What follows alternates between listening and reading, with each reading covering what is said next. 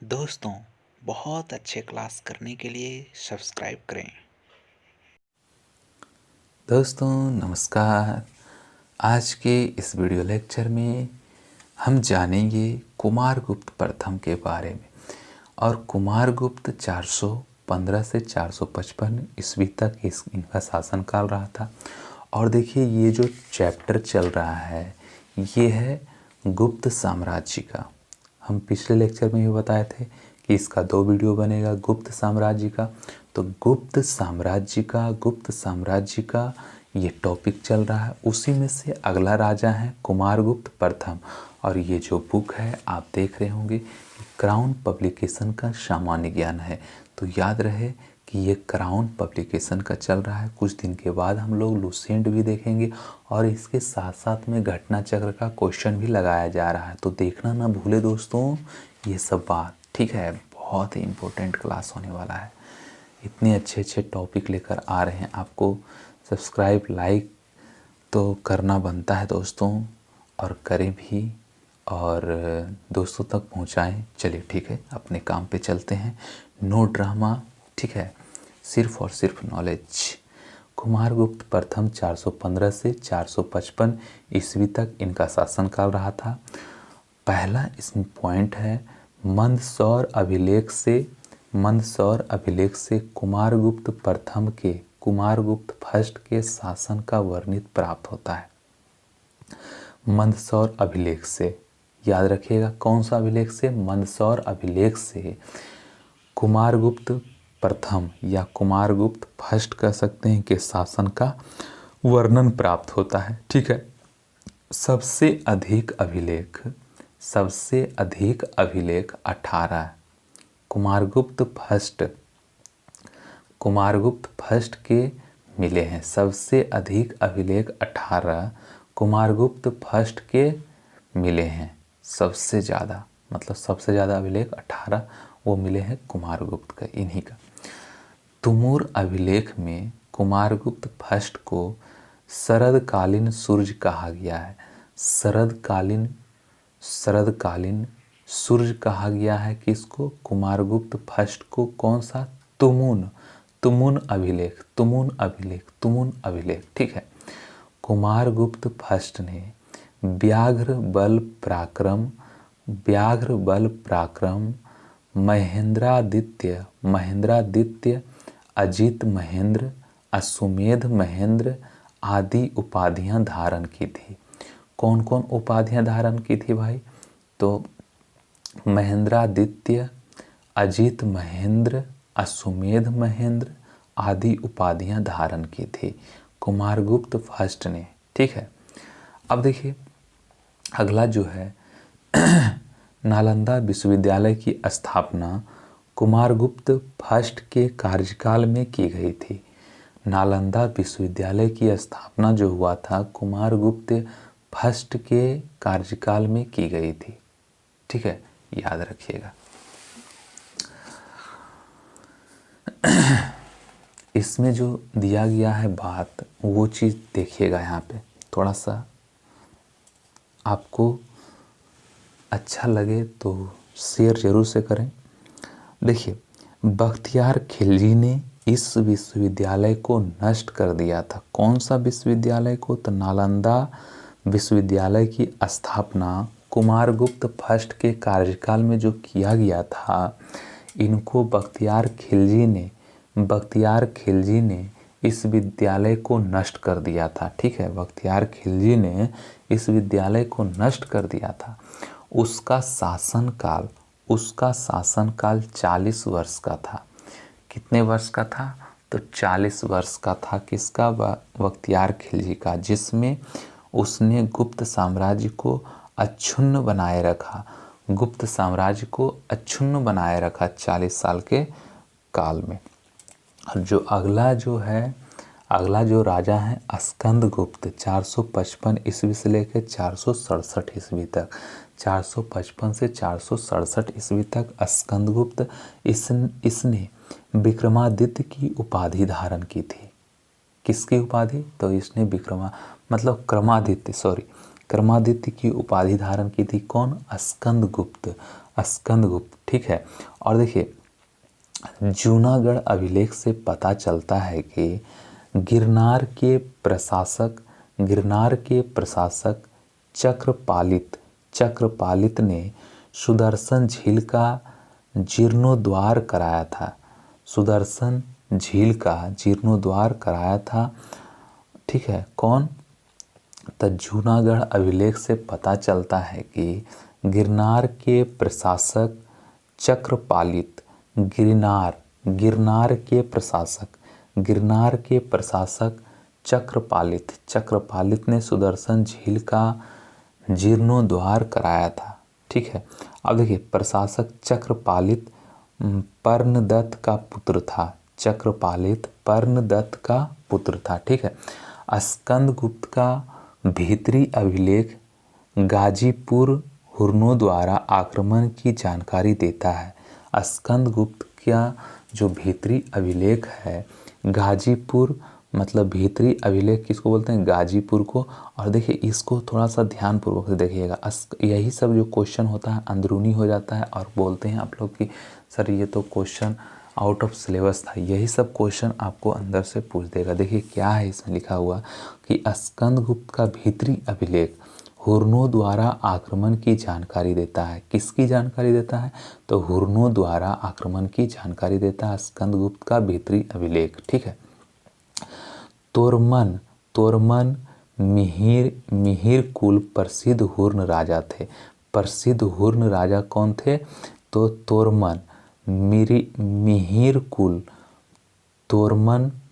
कुल प्रसिद्ध हुर्ण राजा थे। कहोम स्तंभलेख में स्कंदगुप्त को शक्रोपम तथा जूनागढ़ अभिलेख में श्री परिक्षिप्त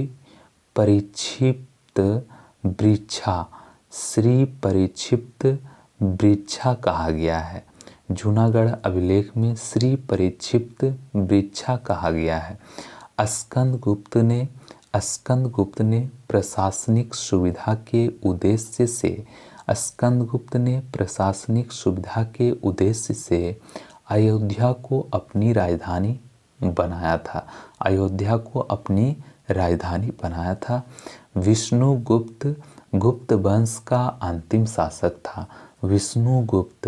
गुप्त वंश का अंतिम शासक था, ठीक है। विष्णुगुप्त याद रखिएगा, गुप्त वंश का जो अंतिम शासक थे कौन थे? विष्णुगुप्त।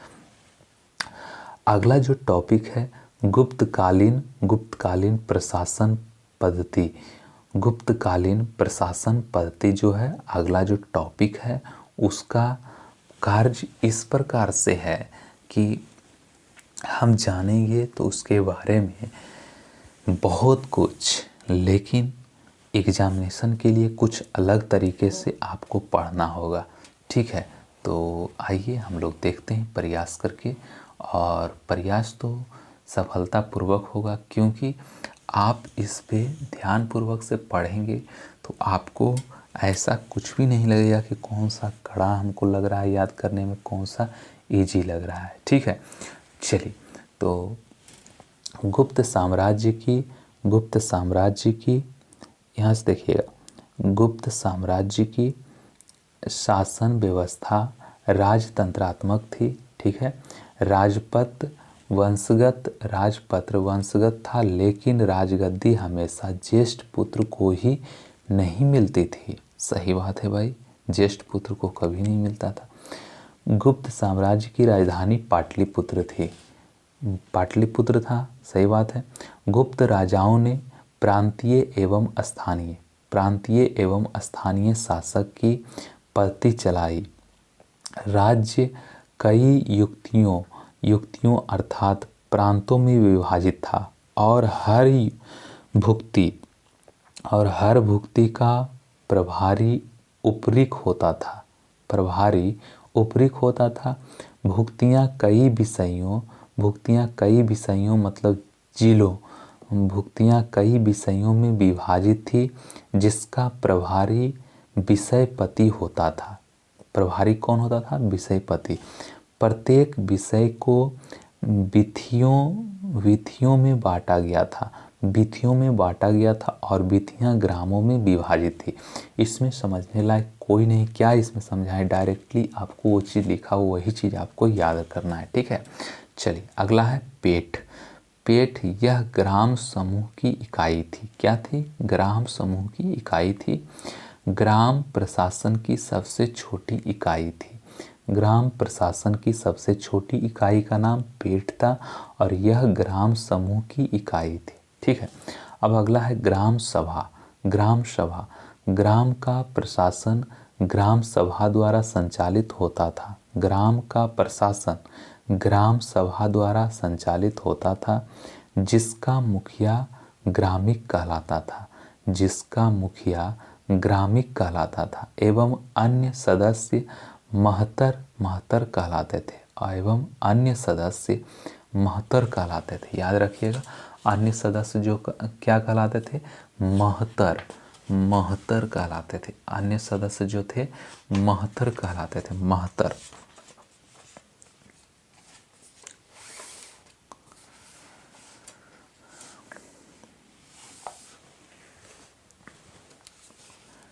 अब अगला जो पॉइंट है वो है ग्राम सभा को पंचमंडली एवं ग्राम जनपद कहा जाता था।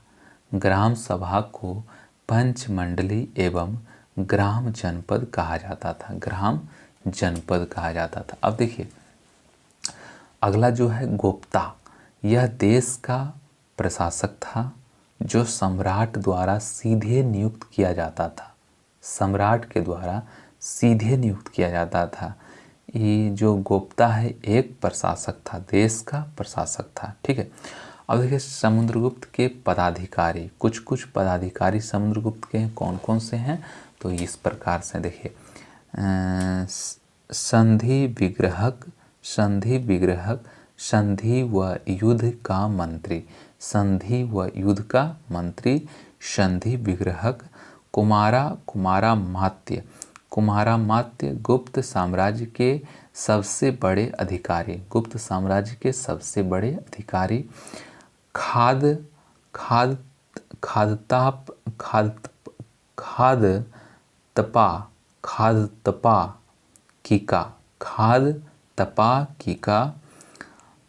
राजकीय भोजनालय का अध्यक्ष है। राजकीय भोजनालय का अध्यक्ष है कौन? जो हम पढ़ने में दिक्कत हो रहा है उसका। महादंडनायक न्यायाधीश, महादंडनायक न्यायाधीश। और अगला है ध्रुवाधिकरण भूमिकर वसूलने वाला प्रमुख अधिकारी, भूमिकर वसूलने वाला प्रमुख अधिकारी। चंद्रगुप्त द्वितीय के पदाधिकारी कौन हैं? तो अब हैं, इसका थोड़ा सा देख लेते हैं कि उपरिक, उपरिक प्रांत का राज्यपाल, प्रांत का राज्यपाल। कुमारा मात्य, कुमारा मात्य है प्रशासनिक अधिकारी। दंडपासिक, दंडपासिक पुलिस विभाग का प्रधान, पुलिस विभाग का प्रधान। महादंडनायक मुख्य न्यायाधीश, महादंडनायक मुख्य न्यायाधीश। बलाधिकृत, बलाधिकृत सैन्य कोष का अधिकारी, सैन्य कोष का अधिकारी। महाप्रतिहार, महाप्रतिहार मुख्य दौवारिक, मुख्य दौवारिक, महाप्रतिहार मुख्य दौवारिक। और देखिए अगला जो है सैन्य संगठन है, सैन्य संगठन, सैन्य संगठन। अब देखिए इसमें सैन्य संगठन में क्या कह रहा है कि सम्राट यह सेना का अध्यक्ष होता था। क्या होता था? सेना का मीन्स सेना का अध्यक्ष होता था सम्राट। युवराज होता था, सम्राट के वृद्ध होने पर सेना की अध्यक्षता युवराज करता था। कौन करता था? तो युवराज करता था। सेना कई शाखाओं में विभाजित थी, एक शाखा, दो शाखा, इसमें पढ़ लेते हैं। गज सेना, इसका प्रधान अध्यक्ष महापीलुपति होता था। इसका प्रधान मिस गज सेना का महापीलुपति होता था। पीलुपति, महापीलुपति गज सेना। अश्व सेना, इसका प्रधान अध्यक्ष महासवपति या भटाश्वपति होता था। भटासुपति होता था। ठीक है। अगला है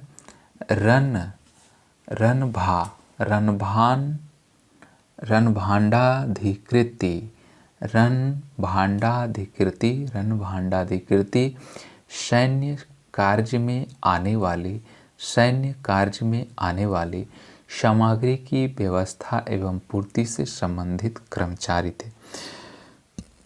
सैन्य कार्य में आने वाली सामग्री, ठीक है, की व्यवस्था एवं पूर्ति से संबंधित कर्मचारी थे रणभाण्डाधिकृति। ठीक है। और अगला है सामाजिक जीवन। सामाजिक जीवन में क्या क्या है भाई, जो देख लीजिए, बहुत ही इम्पोर्टेंट है। गुप्त युग में भारतीय समाज 4 वर्णों में विभाजित था।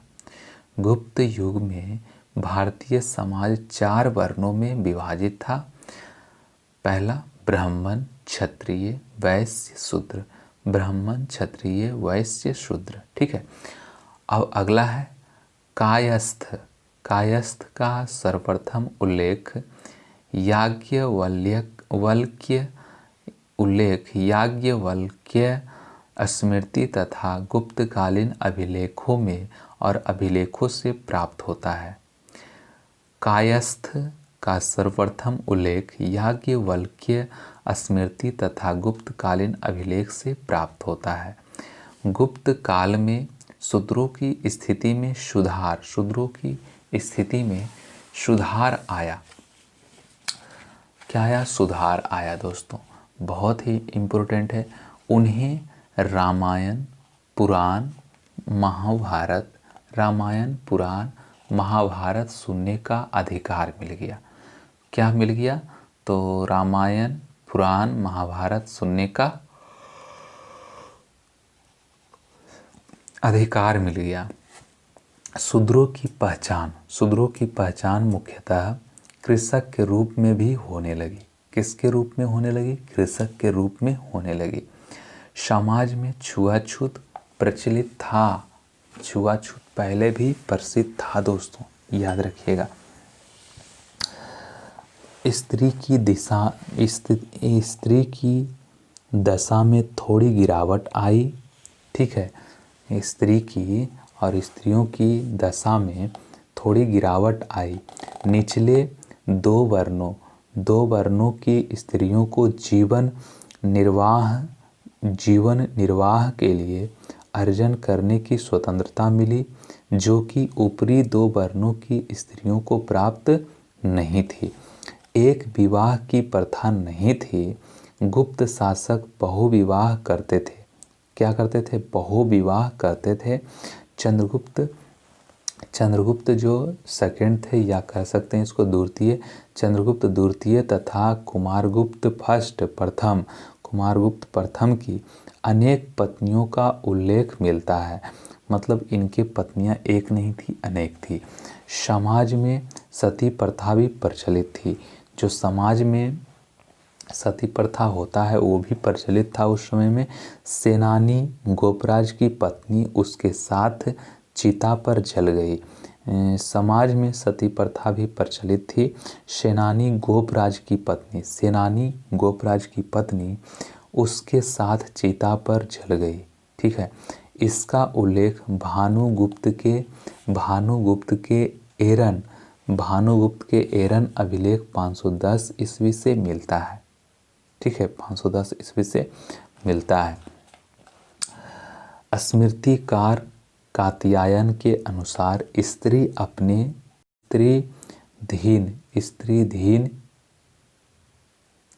स्त्रीधीन के साथ अपनी अचल संपत्ति को भी बेच सकती थी। याद रखिएगा, स्मृतिकार कात्यायन के अनुसार स्त्री अपने स्त्रीधन के साथ अपनी अचल संपत्ति को भी बेच सकती थी। ठीक है। समाज में वेश्यावृत्ति का अस्तित्व था। ठीक है, वेश्यावृत्ति का अस्तित्व था। वेश्याओं को गणिका कहा जाता था। क्या कहा जाता था? वेश्याओं को गणिका कहा जाता था।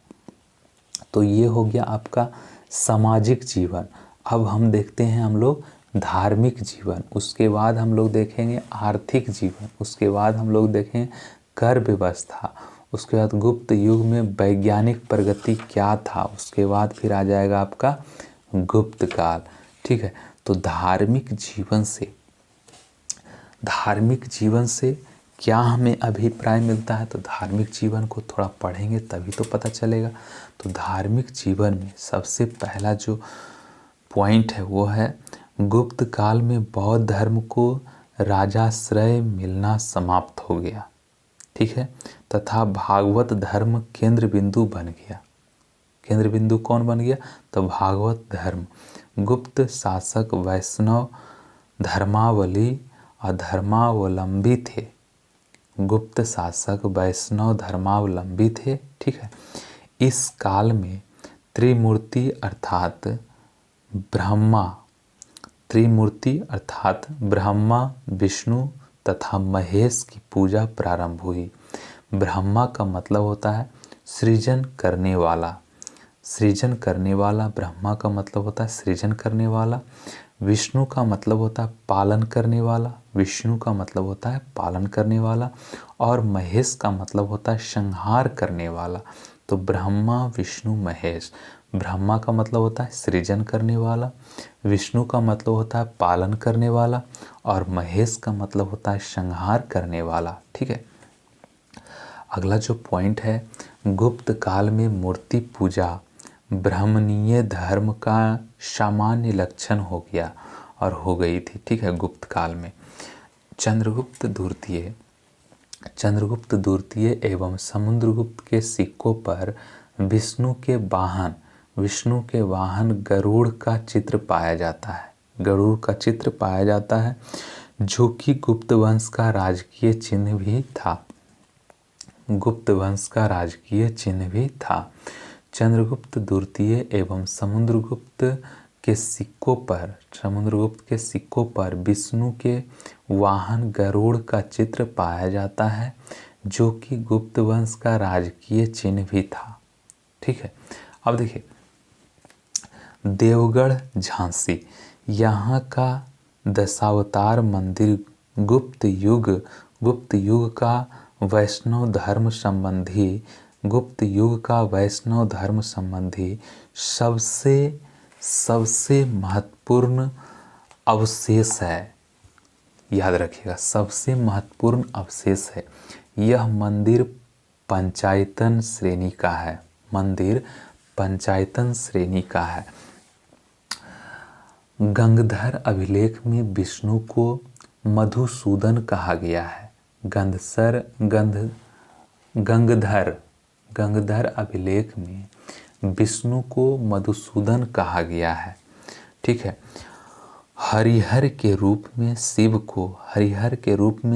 को विष्णु के साथ दर्शाया गया है, जो वैष्णव व शैव धर्म के समन्वय का प्रमाण था। ठीक है, वैष्णव व शैव धर्म के समन्वय का प्रमाण था।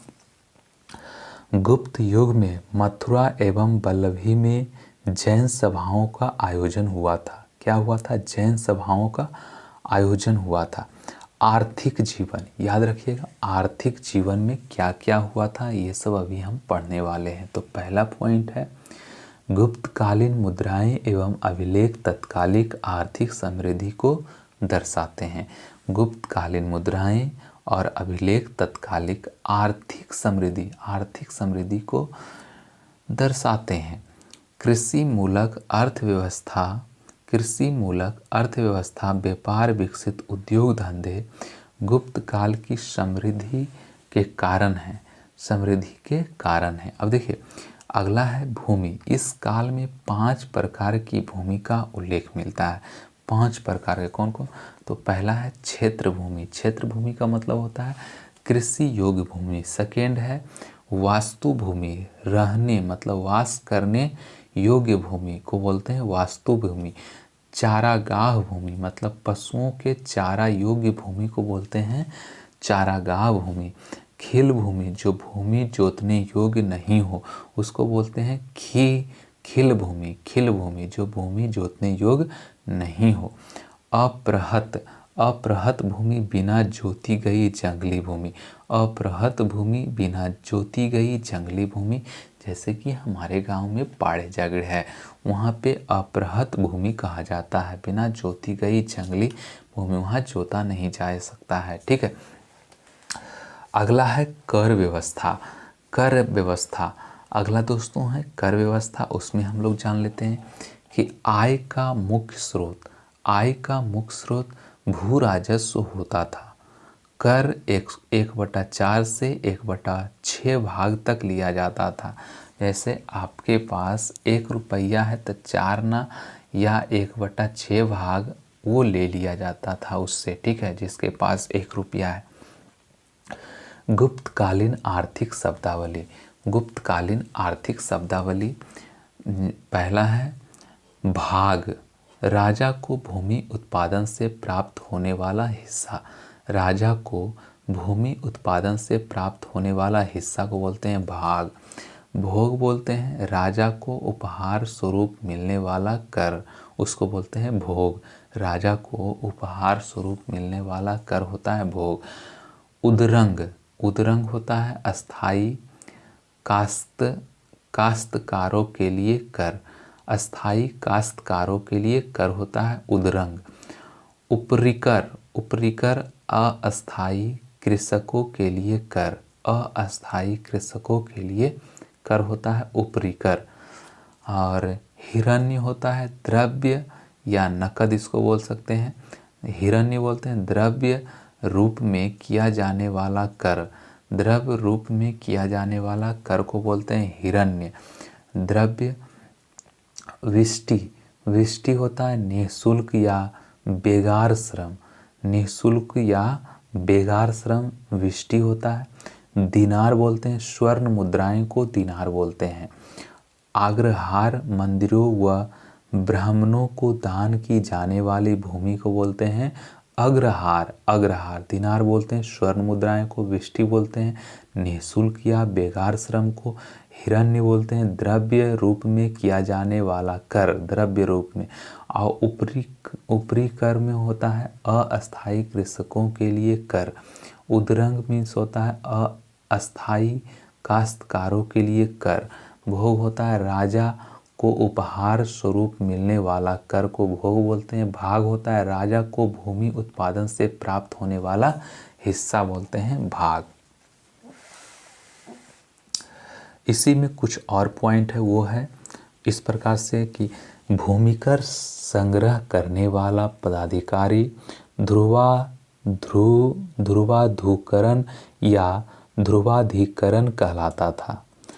व्यापारिक कारमा को नेतृत्व करने वाला व्यक्ति सार्थवाहक कहलाता था। सार्थवाहक याद करिएगा कि व्यापारिक कारमा को नेतृत्व करने वाला व्यक्ति सार्थवाहक कहलाता था।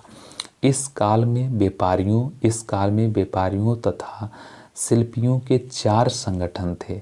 कौन कौन थे? तो निगम, पुग, गण, श्रेणी। निगम, पुग, गण, श्रेणी। निगम, पुग, गण, श्रेणी। श्रेणी के प्रधान को ज्येष्ठ और ज्येष्ठक कहा जाता था। सिंचाई के लिए राहत या घट यंत्र का प्रयोग होता था। सिंचाई के लिए राहत या घट यंत्र का प्रयोग होता था। भूमि संबंधी विवादों को निपटाने वाले अधिकारी को न्यायाधिकरणी कहा जाता था। कर्णिक व महापशपटलिक नामक पदाधिकारी भूमि अभिलेख को सुरक्षित करने का कार्य करते थे। ठीक है। अगला है बंदरगाह।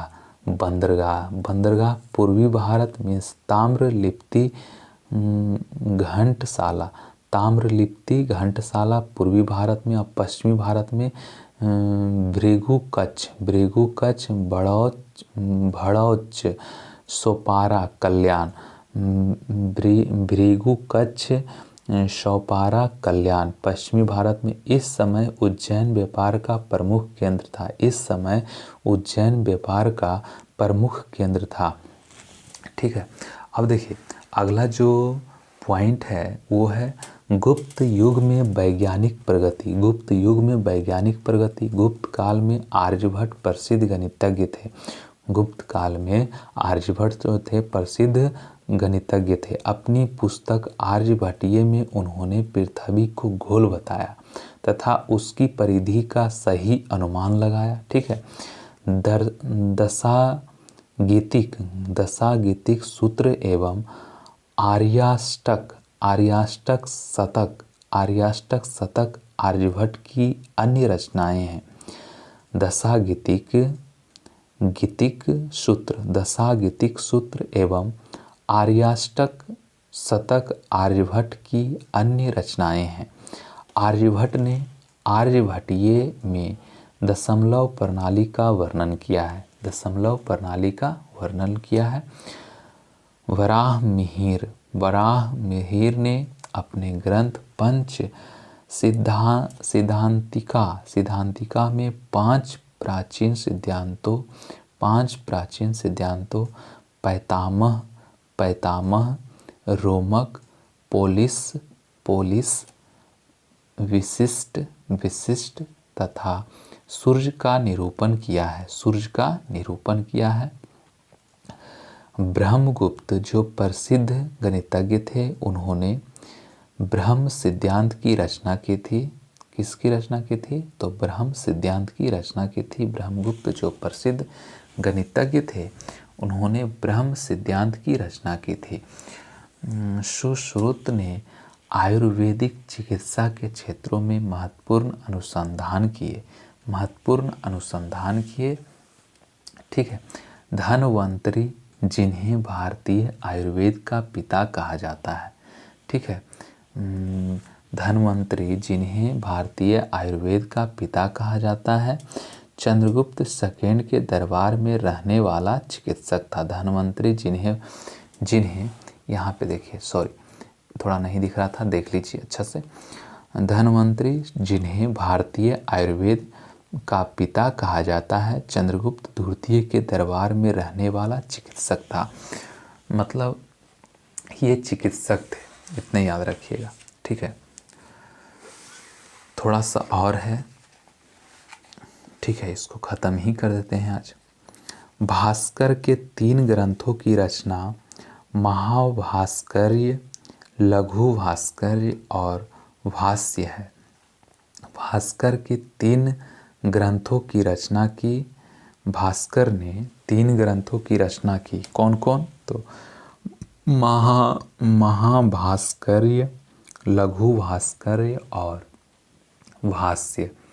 लाटदेव को सूर्य सिद्धांत गुरु कहा जाता था।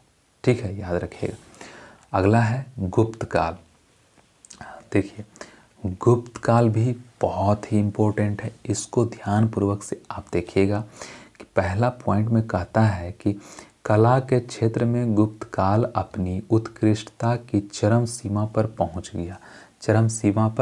गया। इस काल के मंदिर वास्तुकला के सर्वोत्तम उदाहरण है। इसमें शिखर युक्त मंदिर देवगढ़ झांसी प्रमुख है। शिखर युक्त मंदिर प्रमुख है। उसको देवगढ़ या झांसी में मतलब कि कहते हैं इसको। ठीक है। प्रमुख मंदिर कौन कौन सा था उसके बारे में हम लोग थोड़ा सा जानकारी ले लेते हैं कि धम्मेक स्तूप में सारनाथ उत्तर प्रदेश में है। शिव मंदिर भूमरा नागोद मध्य प्रदेश में है। पार्वती मंदिर नचना कुठार मध्य प्रदेश में है। दशावतार मंदिर देवगढ़ झांसी में है। दशावतार मंदिर भीतरगांव मंदिर कानपुर उत्तर प्रदेश में है। विष्णु मंदिर तिगवा जबलपुर मध्य प्रदेश में है। विष्णु मंदिर। दूसरा विष्णु मंदिर है उदयगिरी विदिशा में। और शिव मंदिर है अहिछत्र बरेली उत्तर प्रदेश में है। और लक्ष्मण मंदिर है सिरपुर, ईंटों से निर्मित है। जो लक्ष्मण मंदिर जो है ईंटों से निर्मित है वो है सिरपुर में। सिरपुर में। अब देखिए पवाया का मंदिर नागौद में, खोह का मंदिर, शंकर मढ़ का मंदिर जबलपुर आदि भी गुप्त काल के आकर्षक मंदिर हैं। ठीक है, पवाया का मंदिर नागौद में, खोह का मंदिर, शंकर मढ़ का मंदिर आदि भी गुप्त काल के आकर्षक मंदिर हैं, याद रखिएगा। गुप्त काल में चित्रकला भी अपने वैभव, गौरव तथा तकनीक की चरम सीमा पर पहुंच गई। ठीक है, अब देखिए अगला है अजंता की चित्रकारी। अजंता की चित्रकारी भी प्रसिद्ध हुआ था, इसके बारे में भी जान लेते हैं। अजंता की गुफाएं महाराष्ट्र के औरंगाबाद जिले में स्थित है। अजंता की गुफाएं महाराष्ट्र के औरंगाबाद जिले में स्थित है। कुल 29 गुफाओं में से गुफा संख्या 16, 17 और 19 गुप्त काल से संबंधित है। 16, 17 और 19 गुप्त काल से संबंधित है। अजंता की खोज 1819 ईस्वी में सर जेम्स अलेक्जेंडर ने की थी। सर जेम्स अलेक्जेंडर ने की थी। अजंता की खोज 1819 ईस्वी में हुआ था। गुफा संख्या 16 में मरनासन राजकुमारी का चित्र है। मरनासन राजकुमारी का चित्र है 16 संख्या में। ठीक है, और गुफा संख्या नंबर 17 में जातक कथाओं का उल्लेख है। इसमें बुध को यशोधरा से भिक्षा मांगते या यशोधरा द्वारा राहुल को बुध को सौंपते हुए दिखाया गया है। इस गुफा में सिंहल के राज दरबार का भी चित्र है। इसे चित्रों का चित्रशाला कहा गया है। अजंता की गुफाओं के चित्र बौद्ध धर्म के महायान शाखा से संबंधित है। अजंता की गुफाओं के चित्र बौद्ध धर्म के महायान शाखा से संबंधित है। बाघ की गुफाएं अगला है। बाघ की गुफाएं मध्य प्रदेश के धार जिले में विंध्य पर्वत को काटकर बाघ की गुफाओं का निर्माण हुआ। विंध्य, याद रखिएगा, विंध्य पर्वत को ही काटकर बाघ की गुफाओं का निर्माण हुआ है। बाघ की गुफाएं धर्मनिरपेक्ष व लौकिक हैं। बाघ की गुफाएं धर्मनिरपेक्ष व लौकिक हैं। गुप्तकालीन गुप्तकाल संस्कृत साहित्य का स्वर्ण युग है। गुप्तकाल संस्कृत साहित्य का स्वर्ण युग है। कालिदास जो चंद्रगुप्त द्वितीय के दरबार में थे, संस्कृत भाषा के सबसे प्रसिद्ध कवि हुए। उन्हें भारत का शेक्सपियर भी कहा जाता है। क्या कहा जाता है? तो भारत का शेक्सपियर कहा जाता है। याज्ञवल्क्य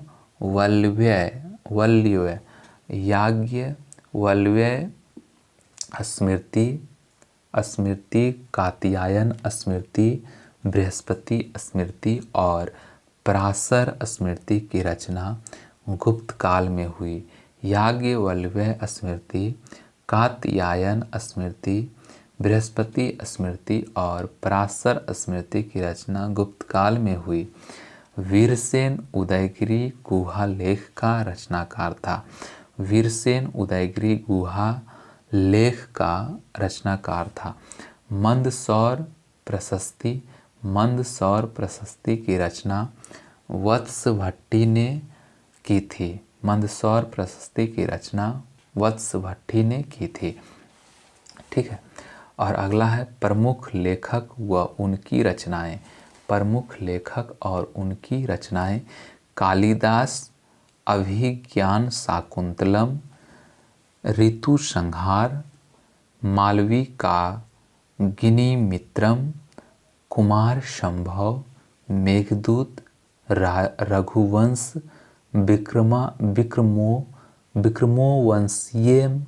विक्रमोवंशियम और अगला है भास। भास है जो है भाष्य स्वप्न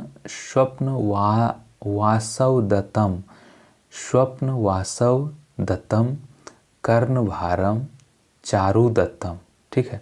अगला है विष्णुगुप्त, विष्णु शर्मा पंचतंत्र, वानभट्ट हर्षचरित्र और विशाखा दत्त मुद्रा राक्षस, देवी चंद्रगुप्तम, शूद्रक मृच्छ कटिकम, भौमक है रावना जूर्नियम, वत्स भट्टी रावणवध, राजशेखर काव्य मीमांसा, अमर सिंह अमरकोश। तो दोस्तों आज के इस लेक्चर में हम लोगों ने गुप्त साम्राज्य को एंड कर दिया है। गुप्त साम्राज्य को इसका 2 वीडियो बना है गुप्त साम्राज्य को, और अगला जो हम लोग स्टार्ट करेंगे गुप्तोत्तर काल रहेगा। ठीक है, गुप्तोत्तर काल रहेगा। तब तक के लिए हमें इजाज़त दीजिए।